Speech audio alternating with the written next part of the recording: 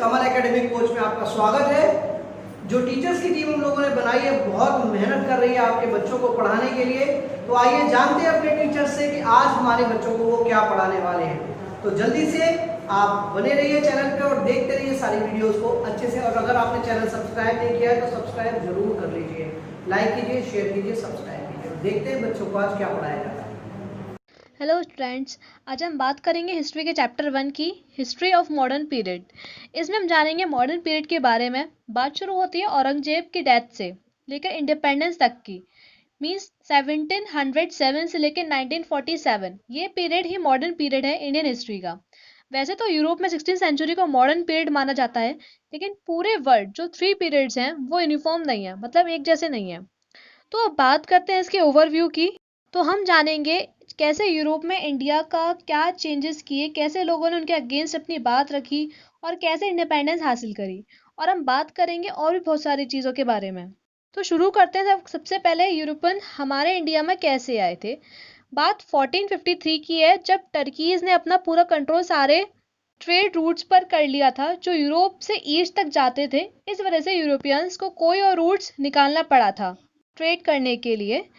तो उन्होंने क्या किया, सारे इन्वेंशन करे, जैसे कि उन्होंने मार्नियस कंपास जो डायरेक्शन दिखाता था डार्क नाइट में भी, मतलब बहुत अंधेरी रात होने पर भी, ऐसे ही उन्होंने और भी इन्वेंशन किए। फिर 1948 में वास्को द गामा ने इंडिया का रास्ता देखा, मतलब उन्होंने इंडिया जाने के लिए एक रूट फाइंड कर लिया। देन अब तब यूरोपियंस भी आ गए और अपने राइवल्स यानी कि दुश्मनों को हरा के इंडिया के जगह पर अपना कब्जा कर लिया और वहाँ पे अपना सामान जैसे स्पाइस एंड टेक्सटाइल का ट्रेड करने लगे और वहाँ पे कुछ फोर्ट्स भी बना लिए जिससे वो वहाँ पे आ जा सके। अब बात करते हैं नए जोग्राफिकल कैटेगरीज की, मतलब जो अदर कंट्रीज थे वो कैसे डिवाइड किए गए। तो क्या हुआ था, 18th सेंचुरी के मिड की बात है, जो यूरोपियंस थे वो इंडिया से रॉ मटेरियल ले जाते थे। इन्होंने इंडिपेंडेंस को डिक्लेयर कर दिया, मतलब इन्होंने ब्रिटिश के अगेंस्ट प्रोटेस्ट किया और इंडिपेंडेंस हासिल करी। लेकिन आधी से ज़्यादा इंडिया ब्रिटिशर्स के कब्जे में थी, बहुत ही चीप रेट पे, और अपनी कंट्री में जाके उसको फिनिश्ड गुड्स बना के इंडिया में सेल करते थे, और वो भी हाई रेट पे, और इससे अपना प्रॉफिट अर्न करते। इस वजह से नई जोग्राफिकल कैटेगरीज बनी। तो इसके बाद क्या हुआ कि कुछ स्टेट्स या kingdom like Awadh, Bengal and Hyderabad, तो उस टाइम क्या हुआ, राजपूत पावरफुल हो गए और मराठा ने भी पावर गेन कर ली। लेकिन वो पानीपत के थर्ड बैटल में हार गए, जो अहमद शाह अब्दाली के संग हुआ था 1761 में। ऐसे ही सिख ने इंडिपेंडेंट स्टेट स्टैब्लिश की, महाराजा रंजीत सिंह हैदर अली के अंडर। टीपू सुल्तान ने भी मैसूर किंगडम स्टैब्लिश किया और ब्रिटिश एंड फ्रेंच के बीच में 3 कार्नेटिक वार्स हुए जिसमें ब्रिटिश जीत गया और अपना पूरा कंट्रोल कर लिया हमारे इंडिया के ट्रेड रूट्स के ऊपर।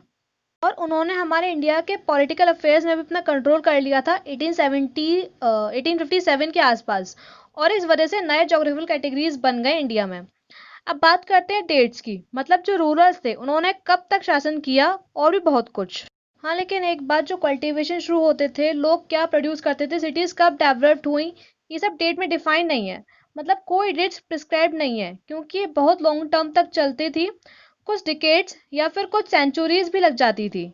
इसी वजह से कुछ पीरियड्स बना दिए थे इवेंट्स को डिस्क्राइब करने के लिए, और जो हिस्टोरियंस थे वो लोग डेट्स को सिलेक्ट करते थे इवेंट्स को डिफाइन करने के लिए।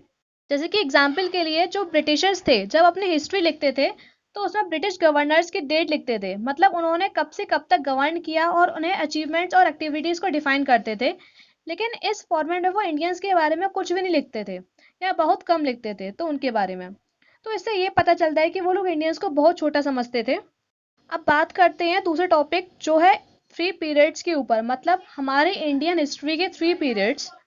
जेम्स मिल जो एक यूरोपियन हिस्टोरियन थे, उन्होंने इंडियन हिस्ट्री को 3 पीरियड्स में डिवाइड किया था, हिंदू, मुस्लिम एंड ब्रिटिश। उन्होंने एक एज डिफाइन करी थी कब तक इन्होंने रूल किया इंडिया पे।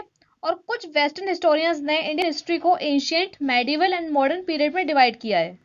और जो मॉडर्न पीरियड है वो ग्रोथ का टाइम माना जाता है, जैसे कि साइंस और टेक्नोलॉजी से रिलेटेड, डेमोक्रेसी में चेंज और भी बहुत कुछ।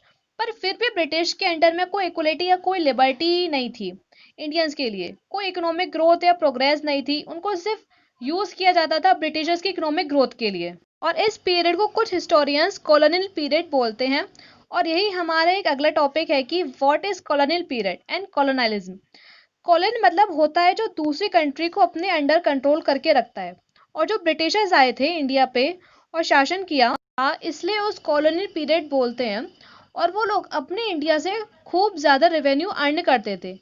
एंड बात करते हैं कॉलोनाइजेशन की, तो इसका मतलब होता है, तो क्या होता था, जो रिटेन में डॉक्यूमेंट्स होते थे या फिर बुक्स होती हैं, उससे हमको अपनी हिस्ट्री का पता चलता था। तो यही है हमारा टॉपिक, सोर्स।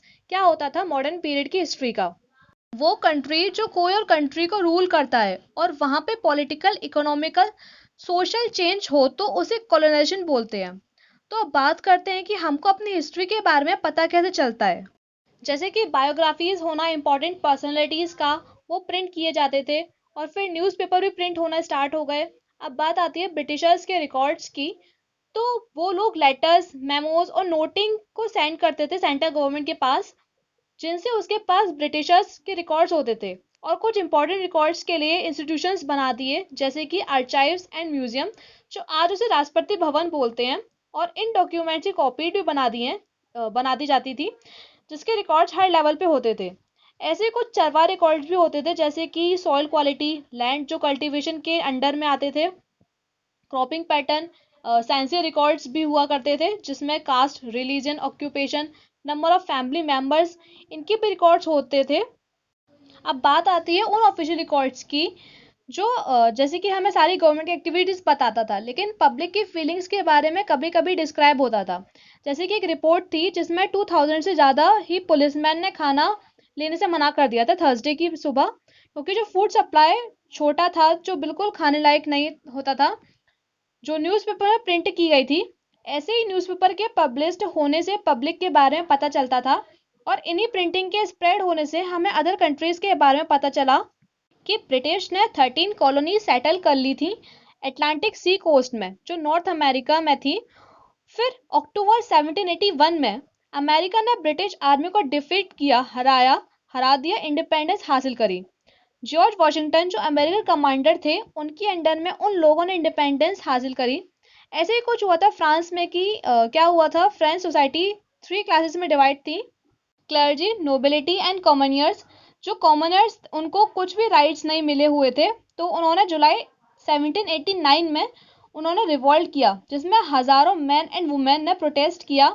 और इस वजह से वहां पर एक नेशनल असेंबली अडॉप्ट की, जिसमें सब सिटीजन्स के राइट्स लिखे थे। और इसी को हम फ्रेंच रेवोल्यूशन बोलते हैं।